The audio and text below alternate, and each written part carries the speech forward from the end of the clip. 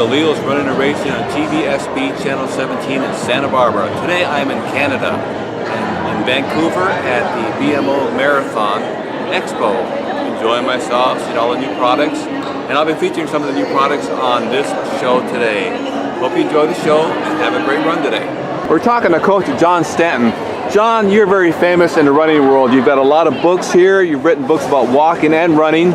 And you've got these little things here, which I really love. Now, how did you get started running, John?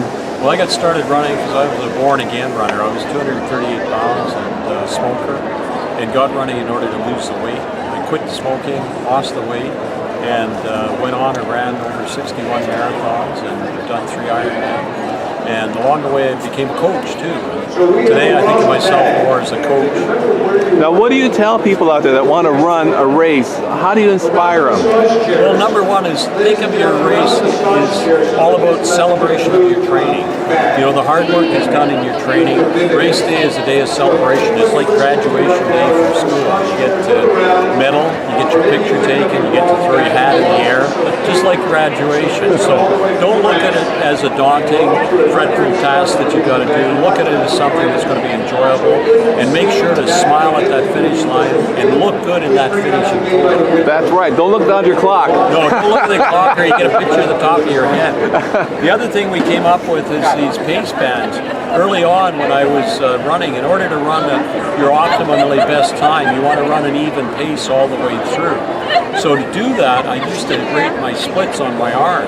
And then one day it was a hot, humid day, and I was running, and I waved my forehead, my goodness, and had ink all over it. Now what we do is we have these pace bands, which are time-bent. They go on, they look like you escaped from a hospital.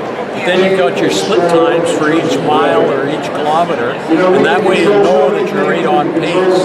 You know, just yesterday they set a new world record of just over 2 hours. I watched that. And that's pretty exciting. But if you look, it was even splits all the way through. And when people want to run their very best times, the best way to do it is to get a pace band and run as even split as you possibly can throughout the course. Do you inspire a lot of kids too? Do you have kids programs? Yes, we do. We have kids programs for every age, and I even have a kids book that's been out. It's called Family Fitness that we wrote, and it's to encourage young children into getting into fitness so that they can enjoy the sport just like their mom and dads do.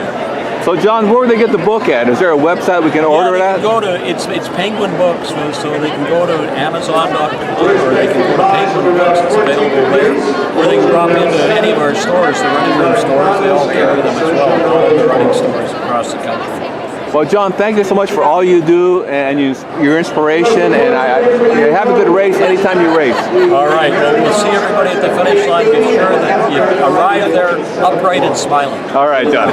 Thank you. Good. Talking to Ben Twigg about the Bellingham Bay Marathon, half marathon, 10K and 5K, September 24th. How many years have you had this race? This will be our 11th year. We were founded in 2007. Did you start it?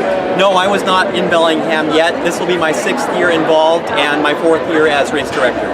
Where are you from, Ben? I'm originally from Moscow, Idaho. How'd you get to Bellingham? My sister has lived in Bellingham for about 15 years. She moved there for school, and I just always loved it whenever I visited, so eventually landed there myself. It's nice and cool there, isn't it? A lot of running trails. It is, yeah. Lots of great trails. Nice combination of waterfront, mountain access. It's a great place to live. Now, Ben, tell us about the course, the marathon course. What's it like, hilly? The marathon course is a point-to-point. It starts on Lummi Nation. It starts near Gooseberry Point, and the first several miles are on the water. It's beautiful. It's serene. It's a really nice start to the course. Eventually, the course comes into the city of Bellingham, through the Birchwood neighborhood, through Squalicum Creek Park, down by the marina, comes through downtown, and then through Boulevard Park, another really scenic part of the course on the water, and then comes back and finishes downtown, right across from Boundary Bay Brewery at Depot Market Square. So Ben, how many people do you expect? Total, we expect about between 2,500 and 3,000 total participants for all 4 races. We have a 5K, a 10K, a half marathon, and a marathon. Now, how about, is there any foundations you guys are raising money for? Yes, we support local youth nonprofit organizations. Our two main beneficiaries are the Whatcom FC Rangers Soccer Club and the Bellingham Bay Swim Team. And so they also supply the vast majority of our volunteers. About 90% of our volunteers come from those two youth sports associations, and then we also support several other local nonprofits.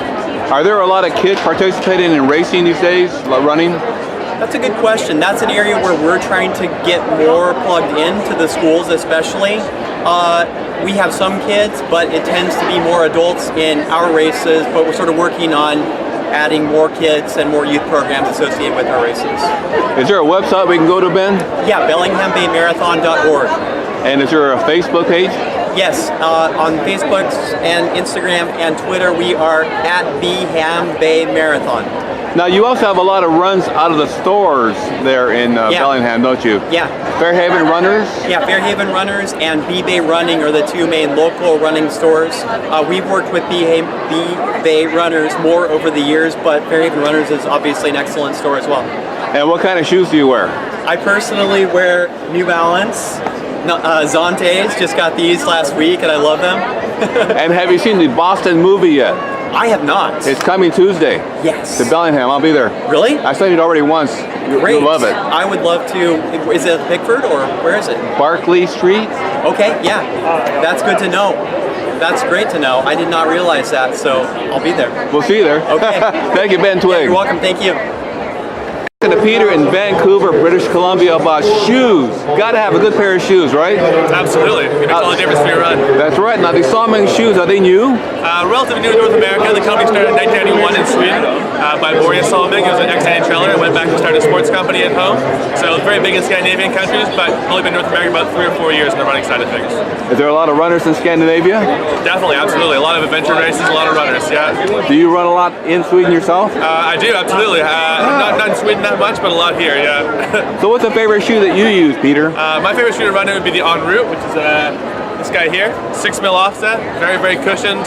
Very lightweight, nice and flexible in the forefoot, but fantastic training shoe, great for 80 mileage, and it works a lot of different foot types, but I like it a lot. It's really light and really fits my foot well.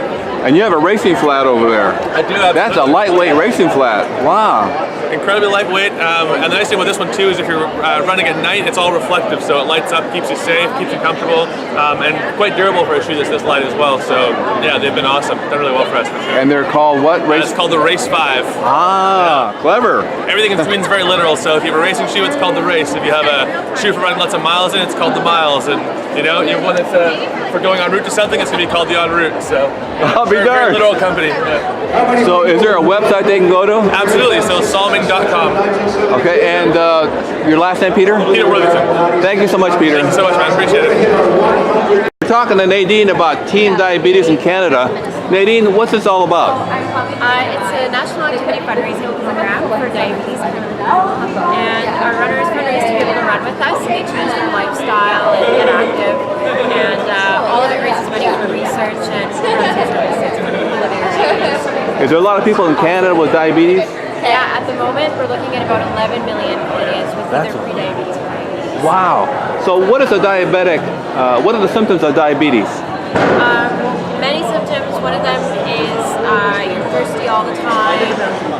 Some of the complications could be like peripheral neuropathy, so you start losing feeling in your fingers and toes. Blindness is a big complication of diabetes. Heart disease, strokes, kidney failure. So it's a very serious disease. Now this is a personal thing for you because your family has diabetes, right? Yeah, my family does. I actually lost my dad to diabetes, so it's a very personal cause and mission for me. Now, are you getting yourself checked all the time? I do, I do an annual, blood sugar testing and that sort of thing, and then I try and stay really active and I eat healthy, so hopefully that'll help me reduce my risk. Are you a runner, Nadine? I am.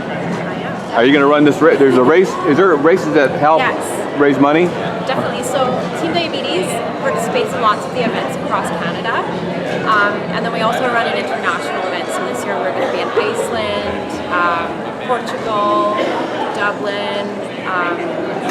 We're in Vienna next year. So also a multi-coast. So we're all over the world, and we're trying to raise awareness for diabetes. So Nadine, if anybody has any questions about if they're pre-diabetic or they're diabetic or they want to have hints on how to avoid it, where would they go to? Is there a website? Yeah, they can. Our landing page is diabetes.ca. It's as easy as that, and they can find everything they need on our website. Is there a Facebook page? Yes, it's Diabetes Canada at Facebook or Team Diabetes. One more question now, is there a lot of kids with diabetes? There are, and it's definitely a growing number. Typically, kids with type 1 are very common, but we're seeing that a lot of kids are also being diagnosed with type 2. So it's rising, and we're trying to combat that. So Nadine, give me the website one more time. Diabetes.ca. Thank you so much, Nadine. No problem. We're here at the BMO in Vancouver, and we're talking to Janelle about Lorna Jane Active Living Wear. What's so important about the clothing? So Lorna Jane is actually a designer. She's been in Australia for almost 30 years. We just opened up our current location here in Vancouver, but we are also in the States and have over 40 stores. The special piece about Lorna Jane is we come out with 100 new styles every single month, and they're fashion-forward pieces. And we also have a trademark fabric that is a mixture of nylon and elastane called LJXL, and we have had the same manufacturer for 25 years. So How was the new material found? Lorna, actually, she is the designer, and she started creating designs that worked for her as a dance fitness instructor. And from there, she figured out what works for the woman, and making sure that everything is anti-pilling and non-see-through. So those are the two issues that we have in our market right now. So we keep our quality and make sure things last a long time for sustainability. Yeah. It's a big market and getting bigger, isn't it? Yes. Because these clothing and exercise empowers women. Do you feel empowered when you wear something like this? Absolutely. That's why I work for the company now, is I believed in their brand and what they were promoting, and I wanted to live that active living lifestyle. Yeah. If someone want to get information about Lorna Jane clothing, where would they go to? LornaJane.com, Okay, is there a Facebook page and all that? Lorna Jane Canada, or Lorna Jane Active. Thank you so much. Thank you. Robin's here at the Vancouver, BC, Canada event. It's a lot of fun. You have some information about historic Fort Alberni, and there's a race there? There is, actually, to celebrate Canada 150. We will be the inaugural Triconic Challenge. And the reason why it's Triconic is because Iconic is in there, and we have 3 iconic symbols in the valley. We have our steam train, we have our Francis Barkley, that's a service boat, and we have our famous Mars water bomber at Sprout Lake. So participants will be swimming amongst our Mars water bomber. They will be racing our steam train, and they will also be racing the Francis Barkley out to Banfield. How fun is that? Now, how many people do you expect to participate? Oh, we're hoping for at least over 200 people.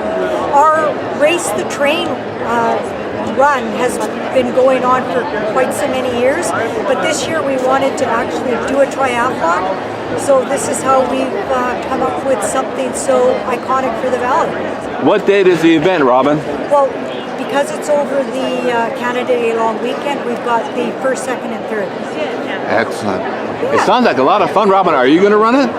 Swim it, bike it? I am biking it, most definitely. I am biking out to Banfield. And you'll have teams, you can have teams doing it then? You can actually build your own, and it's actually a build your own race. So if you decide you maybe only want to bike, that's all you have to do. If you want to run, so be it, just run. But it's a totally build your own race. So we're really looking forward to it. We've got a lot of excellent feedback. Is there a website we can go to, Robin? Absolutely, there is. Yep, the Triconic, there is the Triconic website. Okay, and can you spell it out for us real quick? www.triconic.ca. And is there a Facebook page? Yes, there is a Facebook page. Okay. Yes. Thank you, Robin. We'll see you there. Yeah, great. Thanks, Leo.